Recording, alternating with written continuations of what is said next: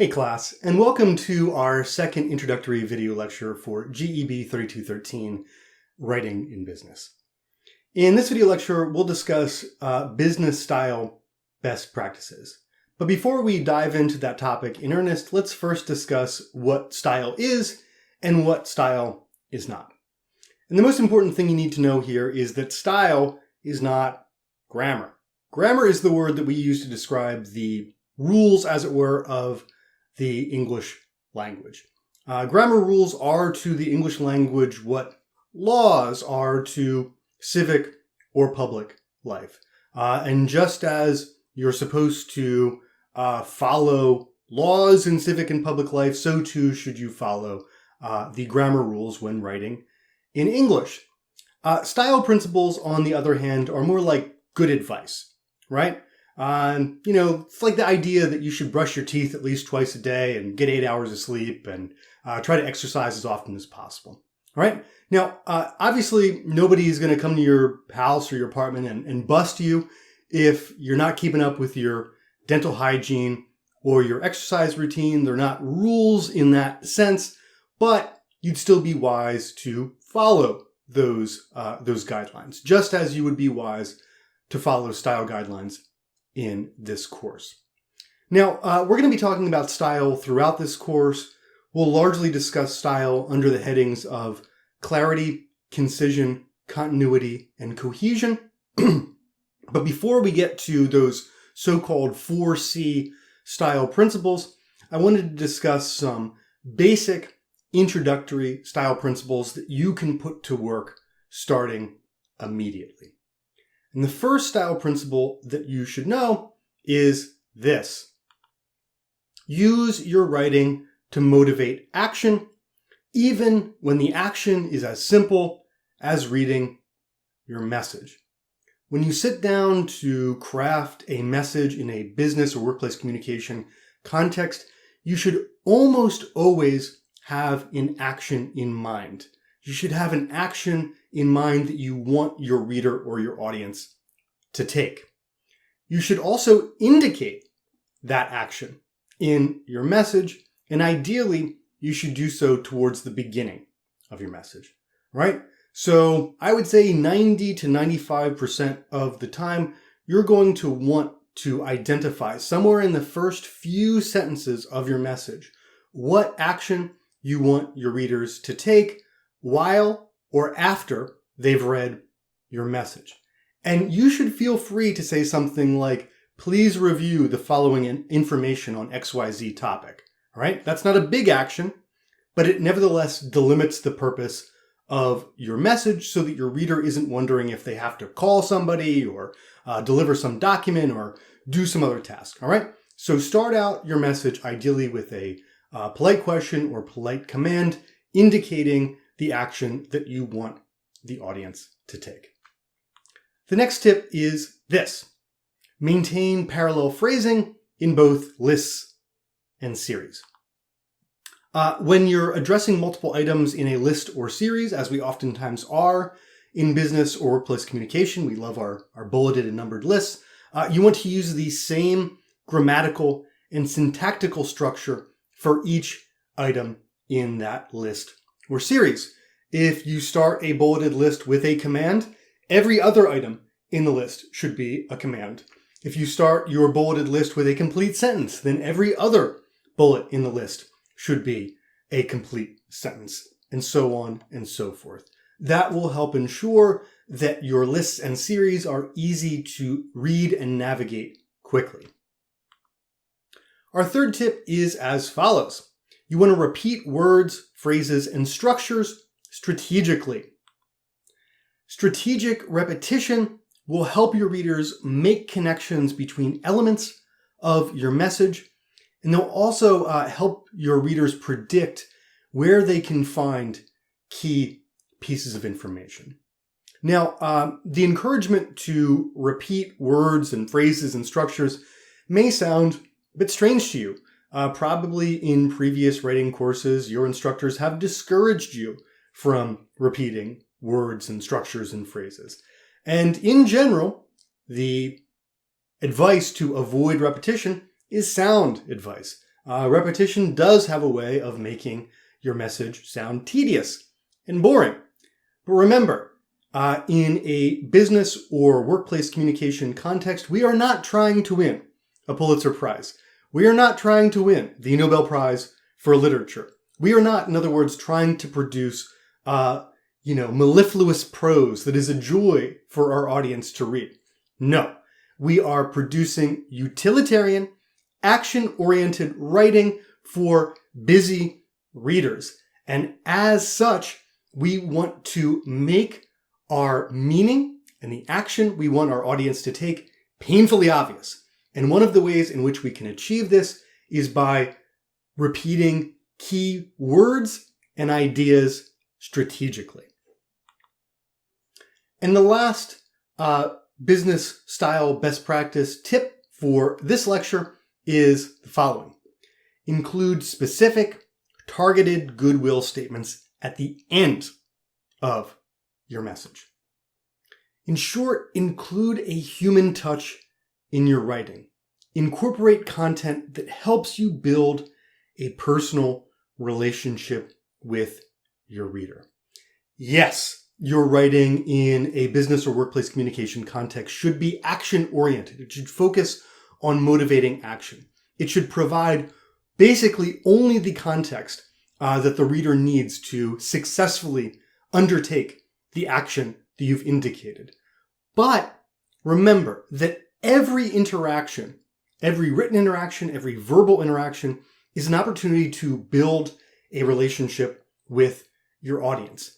And we know how important relationship building is to both professional success and achieving our goals in a workplace context. So take advantage of every communication to build those relationships with your readers, with your audience. Now, when you're crafting your goodwill, you want to avoid stock phrases and cliches. This approach to goodwill encourages your readers to view your goodwill as disposable. And if your audience sees your language as disposable, they will dispose of it. They're not going to spend much time engaging with it. So you want to avoid such classics as, I hope this email finds you well. Or if you have any questions or concerns, do not hesitate to let me know. Instead, you want to use tailored language that makes your reader feel valued, and more importantly, makes your goodwill feel original and specific. So instead of, I hope this finds you well, say, I hope you enjoyed your trip to Milwaukee and are making good progress on the TPS report. You're still basically just expressing concern for your audience, but you're doing so in a more individualized, tailored, and specific way. Instead of saying, if you have any questions or concerns, don't hesitate to reach out. Say something like, if you'd like to propose changes to the report, please stop by my office, 115R, between 2 and 4 p.m. on Tuesday or Thursday. Again, it basically just says the same thing. If you have any questions, let me know, but it does so in a way that is original and feels specific. And as such, will keep your reader engaging with your writing. Now, to close out this brief video lecture, let's take a look at a message that fails to adhere to some of these best practices, and then think about how we can refine this message using our best practices. So this message begins with the subject line, updates on printer request. The message itself begins, "Hey-o, Corinne, I hope this finds you well. I've got some updates. First, we got permission to buy a new printer for the office. Yay! Emoticon. The purchase can be made using Amazon. Second, pay for it using funds from the printing allocation, not the office supplies reserve. Acquisition of the device should occur before the end of Q3 so that we take advantage of the resources available for that period. If you have any questions, please don't hesitate to reach out and touch base. Warmly, Dave." Now, this isn't the worst message ever sent, but it's got a lot of stylistic issues that we can easily and quickly remedy. So let's take a look at the issues one by one, and then we'll talk about how we can fix them. So the first issue is that text in red. We're not indicating the action that we want our reader to take. Okay? So when we revise this, we want to focus on motivating action. Next, we've got a parallel phrasing error in our bulleted list. That first bullet point consists of several sentences, or two sentences and kind of like a little sentence fragment, and they're all complete. The second bullet is a command, and the third bullet is a complete sentence, but instead of using that we got or we subject structure, it instead uses the phrase acquisition of the device should occur as the subject of the sentence. Additionally, the first and second bullet points are labeled as such, right, with the words first and second, and the third bullet point is not, right? So we want to bring all of those bullet points into alignment. We want to make them all parallel when we revise this message. Third, we're using a variety of different words to describe the same concept. So we're using the words buy, purchase, and acquisition to describe the same concept, printer, it, and device to describe the same concept, funds, allocation, reserve, and resources to describe the same concept, and Q3 and period to describe the same concept. Now, a very attentive reader can probably make all of those connections, but if your audience is distracted, as oftentimes our audiences are in a business context, they may not see the connection between those different words that the writer is using to refer to the same concept. So in a revised version, we want to use a more strategically repetitive set of words to refer to these concepts. And then lastly, we've got two instances of goodwill, both of which suck. They're both generic. They both feel totally disposable. And we're also putting goodwill at the beginning of the message and the end, whereas we should focus on only putting our goodwill at the end of the message. Now let's take a look at how we can revise this message. So now we've got a subject line, please follow these steps to order new printer. We're using a polite command to motivate action. We then have the message itself. Hi, Corinne. Good news. IT approved our request for a new printer. Please follow the steps below to order the device. So already in that third sentence, we're motivating action. We're indicating the action we want our audience to take while or after finishing this message. We then move on to the bulleted list that actually provides those steps. First, we've got order the printer directly from Amazon, pay for the printer using the printing fund rather than the office supplies fund, complete the printer order before the end of Q3 so we can spend down the printing fund for that quarter. Then finally, we close out with, if you have any questions, if you have any issues ordering the printer, call me on my cell, phone number. Looking forward to life without paper jams. Warmly, Dave.